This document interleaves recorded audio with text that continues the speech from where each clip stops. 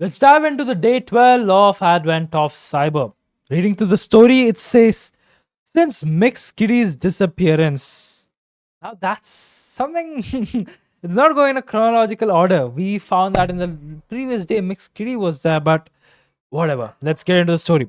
Since Mixed Kitty's disappearance, the best festival companies' defense have been weakened. And now the email protection platform is down.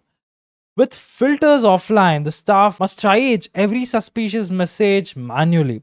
The SOC team suspects Malhare's exploit bunnies have sent phishing messages to the best festive company's user to steal credentials and disrupt SOC mass. Oh, that's bad bunny there. You have joined the incident response task force to help identify which emails are legit of phishing attempts. But be aware, some phishing attempts are clever, disguised as routine, the best festive company operations, volunteer signups, or SOC mass event logistics. Every wrong call could bring Wavell one step closer to Eastmas becoming a reality. Today's learning objectives are spotting phishing emails, learning trending phishing techniques, understanding difference between spam and phishing. So we have one machine to connect and I've already started that. So let's click on check and move to the next part of spotting the phishing emails. Scrolling up, phishing overview. Phishing may be one of the oldest cyber tricks, but it's still one of the most effective. As companies like the Best Festival Company strengthens their defense with advanced email filters and security tools, attackers have evolved their tactics to stay one step ahead. Modern phishing focuses on precision and persuasion.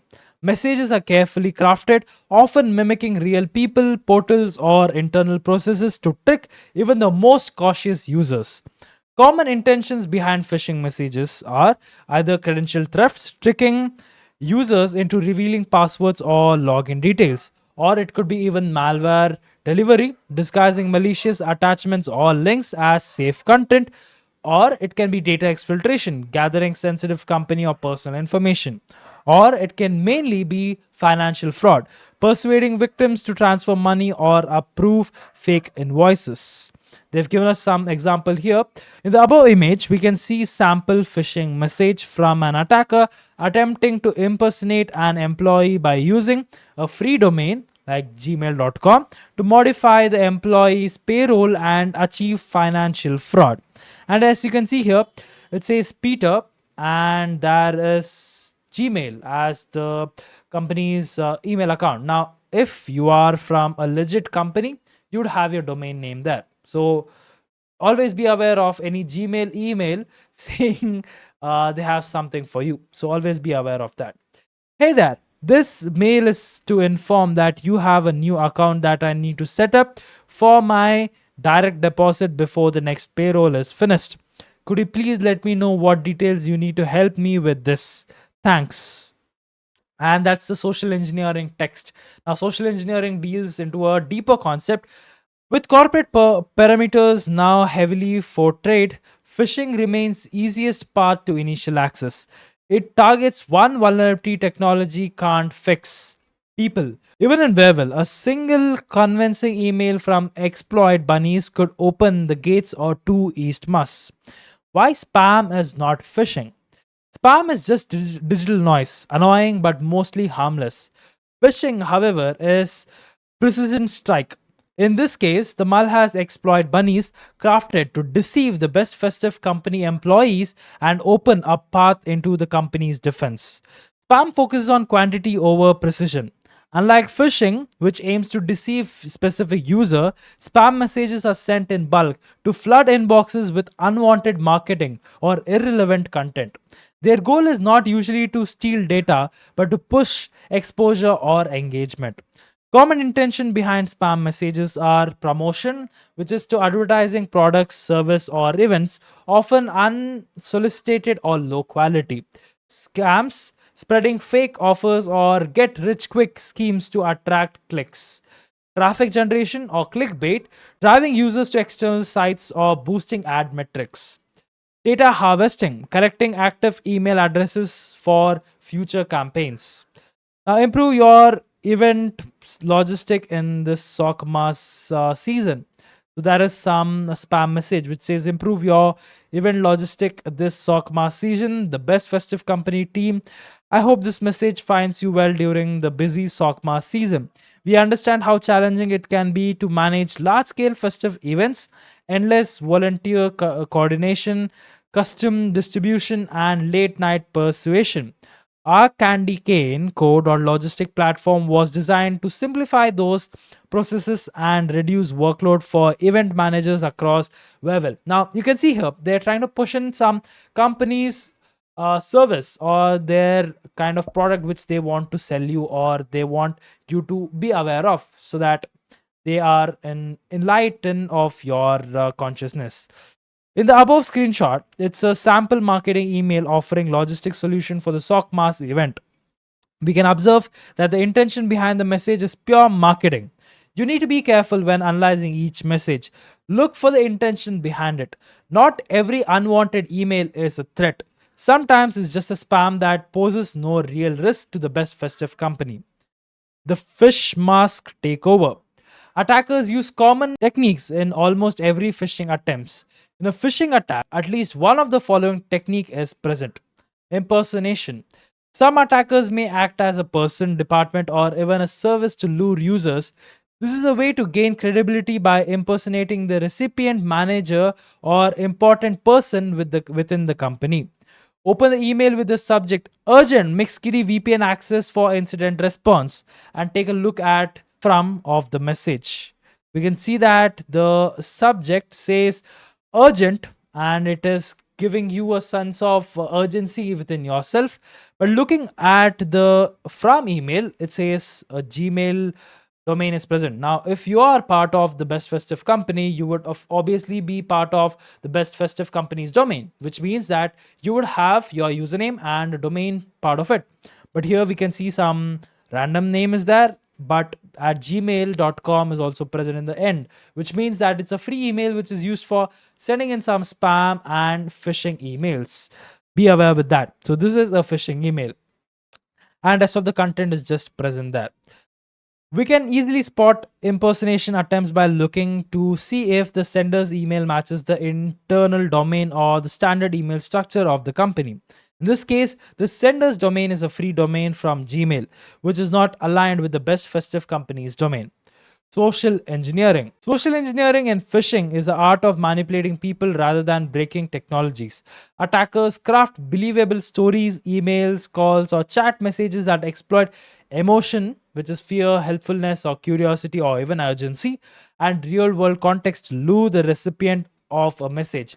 Now, basically, in a human, there are seven fundamental vulnerabilities, which I call it as the human OS's fundamental seven vulnerabilities. You can Google them, and you will be very astonished to know that those are the common thing which makes us humans. So they are vulnerable because that is what makes humans also vulnerable. We are emotional, we are thinking on the basis of helping someone, or we are on the basis of urgency of replying something, or all those things are there. So just browse through the seven fundamental OS vulnerabilities of a human OS. Okay, now let's get into the section of reading here. Now, read the content of the previous email you have opened. We can spot multiple social engineering techniques. Impersonation. The type of social engineering the attacker is pretending to be mixed kitty. And we can see that here. Mixed kitty here. Wow, that's good. Sense of urgency. We can observe the words such as urgent and immediately to perceive the recipient. We can see immediately be here, and we can also see that urgency is there in the subject there. That's the urgency, which is they're trying to create some sense of urgency so that you would not take time to think about the situation. Side channel, the attacker tries to discourage the recipient from reaching mixed kitty using his standard communication channel, phone and email address. Can we see here? I'm currently unavailable by my phone. That's the case where you don't want them to access you with your official source of communication, maybe your phone or your official email ID or anything like that. So they're trying to discourage you with that. Malicious intention. The attacker is trying to trick the user into giving VPN credentials. They can also try to ask for approval of payments, opening malware, or sharing sensitive data. And the entire content is about sharing your credentials. Okay, now let's continue with typo squatting and puni coding. You learn that looking at the sender's domain is a good way to spot impersonation attempts coming from external senders. But what if the attacker creates a very similar domain? That's when typo squatting and punny coding enables attackers to leverage users' lack of attention or awareness. Typo squatting is when attacker registers a common misspelling of an organization's domain. For example, glthub.com instead of GitHub. Note the L, no, there is an L instead of an I. Now, when you're just looking at it, you would, until unless you're very conscious about the domain, you would just see the first letter and the probable name, like the hub.com, which you would normally think it's GitHub, and then continue to click on the link there. But that's where the attackers use. Now, that's especially more exploitable when you're using a smaller screen devices like a mobile phone, where the domains are visible in a very small font, which makes it very difficult when you're trying to access those sites or browse to something when you're in a situation of urgency, or you're doing something which has more importance but you just want to get this job done. So you don't pay much attention, or you're not aware of that URL or the domain that you're clicking on.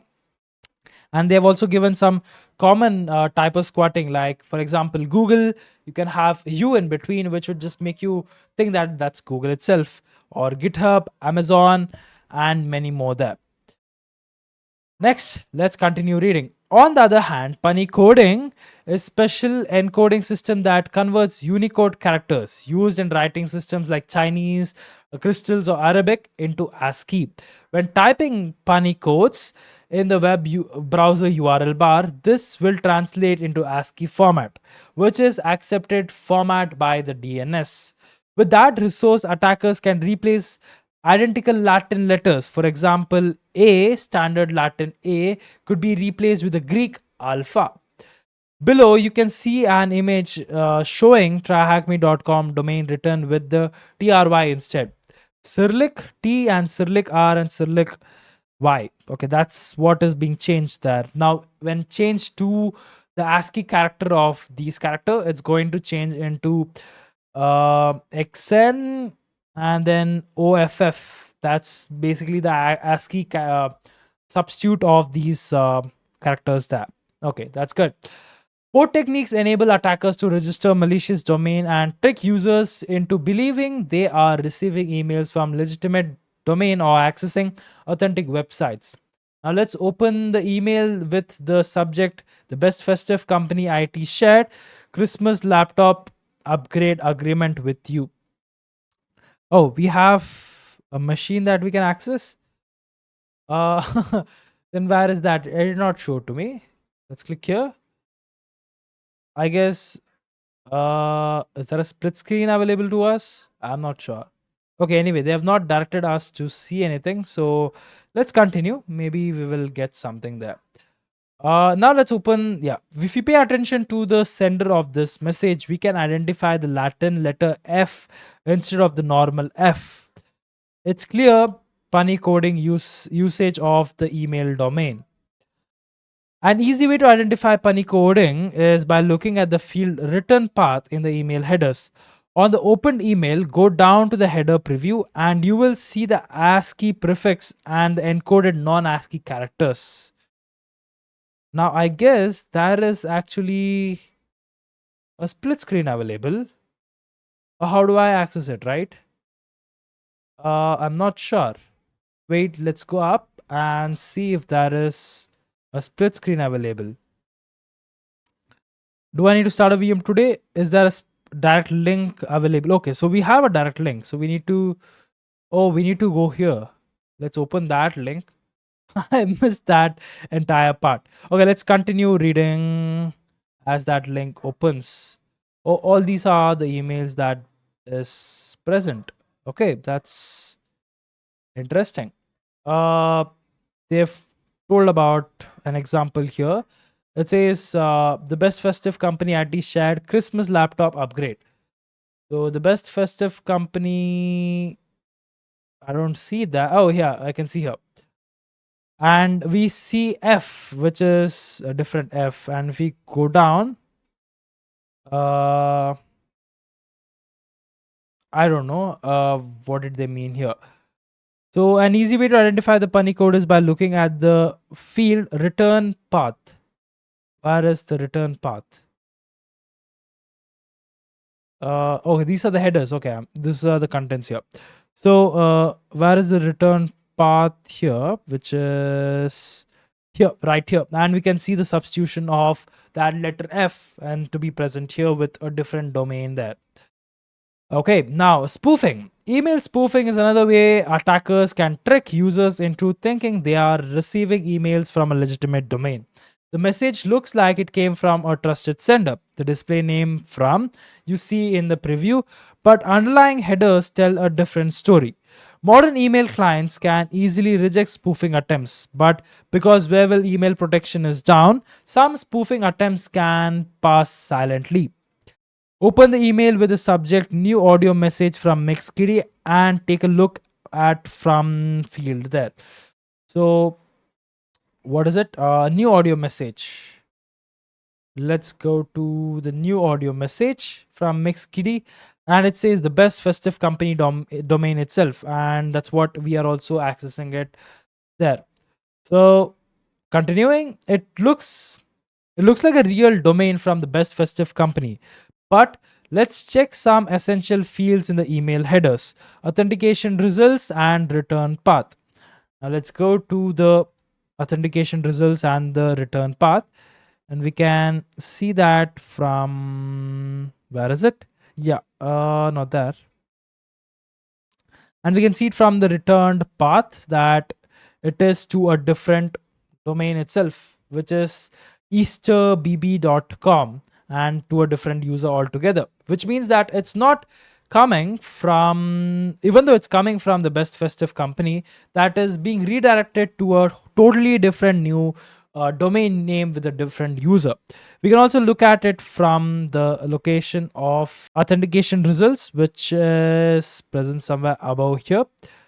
Let's scroll up, and we can see here that the sender's IP address is this from a different domain, and there should be some reason. On authentication result, SPF, DKIM, and DMARC are security checks that help confirm if an email really comes from whom it says it does. SPF says which server are allowed to send emails for a domain, like the list of provided senders. So we can see from the authentication results, it says SPF fails, which means the sender's IP address is from this domain, which is not from where it has actually come from. So that is failed. Now DKIM adds a digital signature to prove the message wasn't changed and really came from that domain. And that, in our case, that also has a failure. The signature did not verify. The headers seems to have some mismatch. DMARC uses SPF and DKIM to decide what to do if something looks fake. For example, send it to the spam or block it. And it has reached our inbox because of the filter being not present. If not, this would have been moved to the spam, or just would have just dropped that message even entering your inbox. If both SPF and DMARC fails, it's a strong sign that the email is spoofed, meaning the sender isn't who they claim to be. In this message case, everything failed. On the return path, we can see the real email address as that domain. This confirms that the spoofing attempt on the missing calls email from the best festive company. Malicious attachments. The most classic way of phishing is attaching malicious files to an email. Usually, these attachments are sent using some sort of social engineering technique in the body.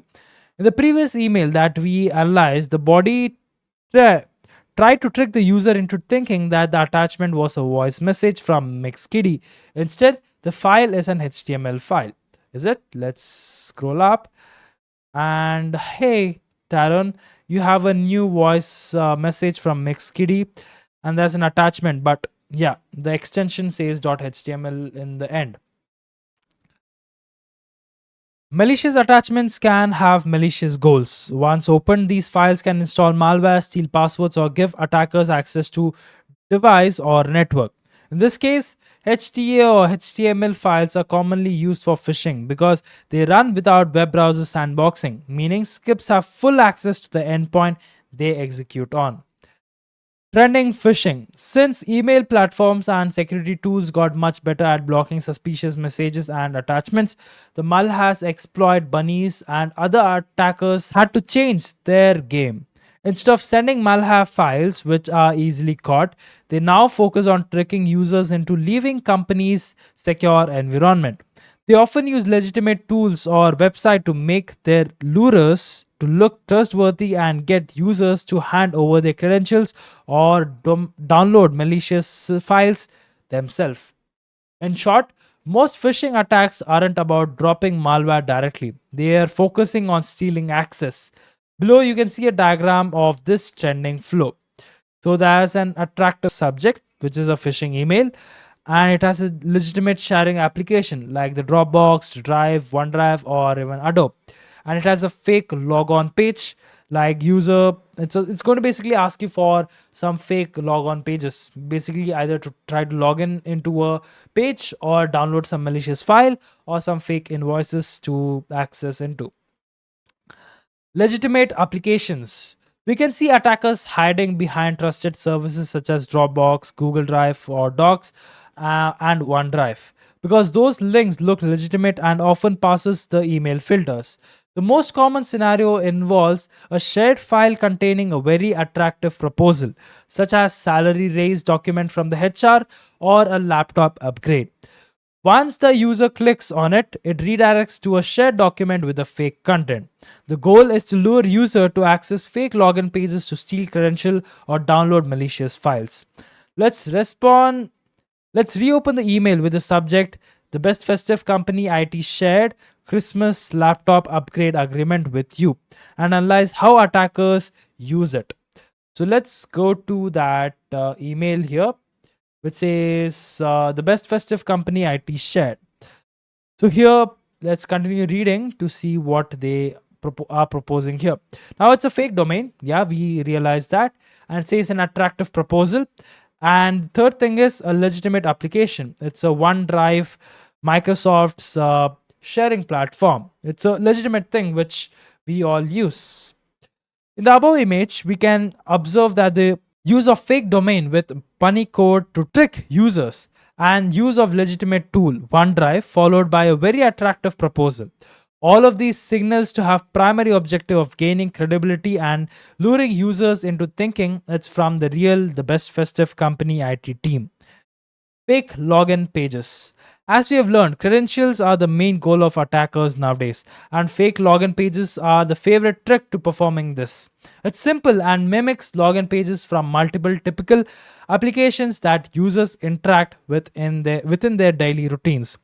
Most of the time, the created fake email platforms, login portals such as Microsoft Office 365 and Google. Uh, does that link actually open? Let's click on open, and it does open some microsofttoolin.co.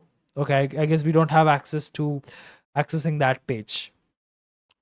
Above, it's a fake Microsoft login page sample. You can observe the fake domain microsofttoolin.login and the domain's contents at the top. Side channel communication. Side channel communication occurs when an attacker moves the conversation off email to another channel, such as SMS, WhatsApp, or Telegram, a phone or a video call, a texted link, or shared document platform to continue social engineering in a platform without company's control. And we can see that in the email called Monica, which we don't have it in our inbox there. So it's I so it says, "Hello, Monica. I have a task I would like you to handle for me.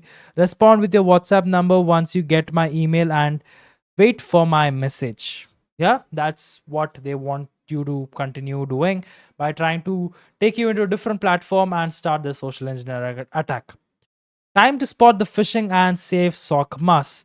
Your mission: Triage the emails, separate spam from phishing, identify three clear signals. For example, spoofing, impersonation, social engineering. For every phishing email you mark, you will earn a flag after selecting the right signals for phishing emails. Collect flags for all phishing emails to complete the room and secure the best festive company's SOC mass.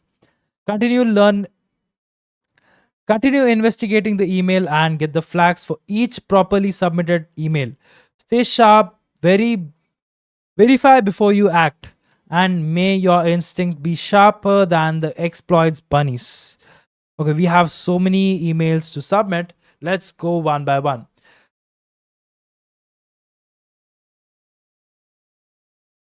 Let's get to the flag one. Let's come here. And it says invoice from Santa Claus. And it says from address says service at paypal.com and service at paypal.com. Okay, it says invoice, and Santa Claus sent you an invoice of this much. It has some invoice information like the amount which is requested. Note from the seller: fraud alert, don't make this Easter egg order. Fraud alert, don't make this Easter egg order. Call payment immediately, and that's the thing. So they're trying to say that if you didn't make it, you can complain it right there. And it says view and pay invoice. So it's trying to redirect to a PayPal side itself. Didn't recognize this invoice. Okay, they're giving all those contents and trying to say it's a PayPal message. Now attachments, there is no attachments. Okay, that's fine. What about these headers that we have got? So we have received from these locations. Let's look at the from address. It says service at paypal.com itself, and the return path seems to be to a different location altogether, which means that there has been some spoofing happening in this message. Let's also look at the authentication results. It says SPF is failed, and also we can see that DKIM is also failed, which means that this is a phishing email. Let's go down and say this is phishing and select at least three phishing signals. It says impersonation, that is there. Typo squatting or punny quotes. Did we see that? I saw it as PayPal itself. So that's not the case there. External sender domain, which is, yeah, it has spoofing in it. It has social engineering text. You can select at most three phishing signs. Okay. So let's remove this. Let's say it has social engineering text because it's telling us to download something. And sense of urgency is not there. Fake invoice. Yeah, it's fake invoice. So let's remove social engineering text and put it to fake invoice. Malicious attachment. No fake, none of those things. So let's click on submit. And correct was spoofing, fake invoice, and impersonation. Clarification correct. Review the selected phishing signals. So there was no impersonation. It's trying to impersonate that we are from PayPal. So that's impersonation. PayPal.com and says service at PayPal.com. So yeah, impersonation is there. Spoofing, yeah, because of that itself we got that. Fake invoice, it is trying to share us some invoice, so it says view and pay. So clarification incorrect, review the selected phishing signals. Okay, if it is not impersonation, is it external sender domain? Yeah, that is also there. Let's click on submit. Oh, correct are these two. Incorrect is okay. Social engineering text. Let's remove this and say social engineering text. Click on submit. All of them are wrong. Why could that be? Okay, what about remove that? And there's no malicious attachment, so we can rule that out. There's no fake login, or was there any fake login? I don't know. Let's click on view and pay and then go to a different page. Yeah, it's sharing some invoice. So, uh, is it asking me to pay? Isn't available. We have removed the invoice because it may have been a scam, or okay, maybe that is legitimate people working on it. But what is wrong? Why is it social? It's impersonation. It's wrong. It's not typo squatting for sure. It's not external sender. So let's remove these two things. Then click on submit. Now this time I'm just trying to brute force for what it is. Sense of urgency. No, there was no sense of urgency at all. So let's click on submit.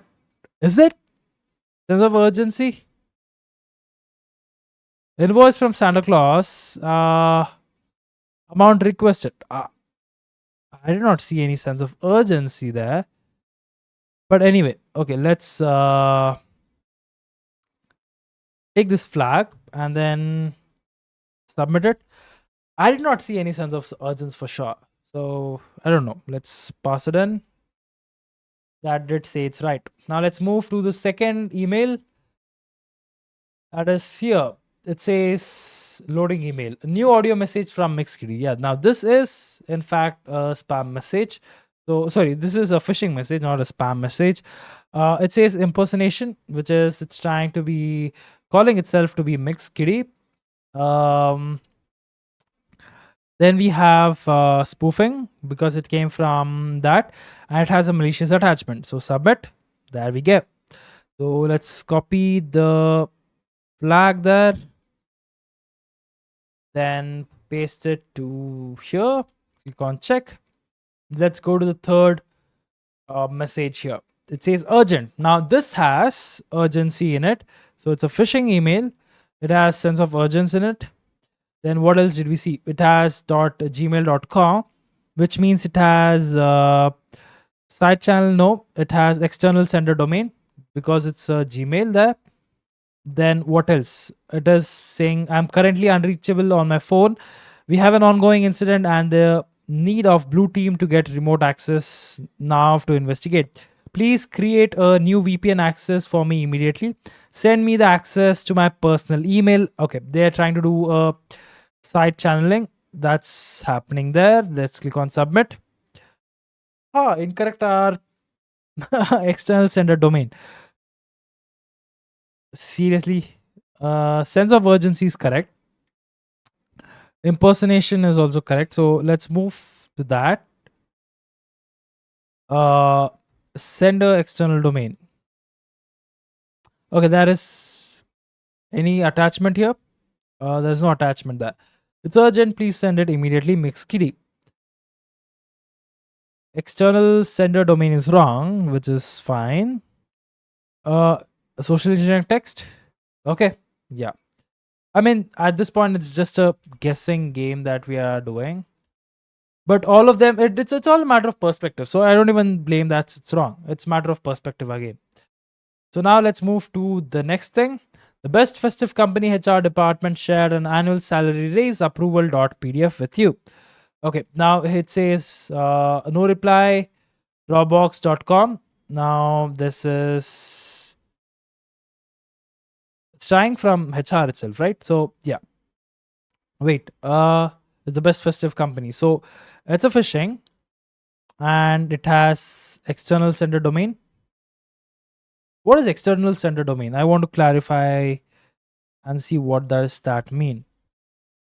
External sender domain, it says that it refers to, yeah, that's what, at gmail.com or at company.com. I don't know why is that.